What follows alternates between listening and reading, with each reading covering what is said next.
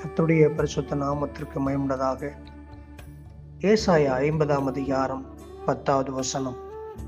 உங்களில் எவன் கர்த்தருக்கு பயந்து அவருடைய தாசனின் சொல்லை கேட்டு தனக்கு வெளிச்சம் இல்லாததினால் இருட்டிலே நடக்கிறானோ அவன் கர்த்தருடைய நாமத்தை நம்பி தன் தேவனை சார்ந்து கொள்ள கடவன்.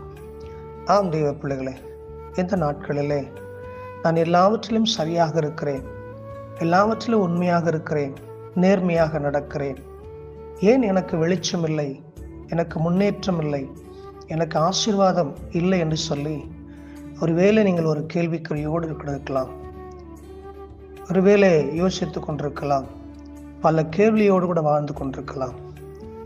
வேதம் சொல்லுகிறபடி நாம் யாரை நம்பி இருக்கிறோம், யாரை சார்ந்திருக்கிறோம் என்பது மிக முக்கியம். குடும்பத்தை, வேலையை, தன் சரீரத்தை, படிப்பை, எதை நீங்கள் சார்ந்திருக்கிறீர்கள், எதை நீங்கள் நம்பி இருக்கிறீர்கள்?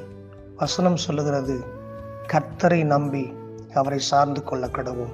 ஆம் தெய்வ பிள்ளைகளே, இன்றைக்கு உலகத்தில் சூழ்நிலைகளையும் குடும்பத்தில் உள்ள எல்லாரையும் நீங்கள் நம்புவது நல்லது. ஆனால் தேவனை நம்பி கர்த்தரை சார்ந்து கொள்ளுங்கள். அப்பொழுது நீங்கள் வெளிச்சத்தில் நடப்பீர்கள். உயர்ந்த அடைக்கலத்தில் கர்த்தர் வைப்பார். God bless you. Amen.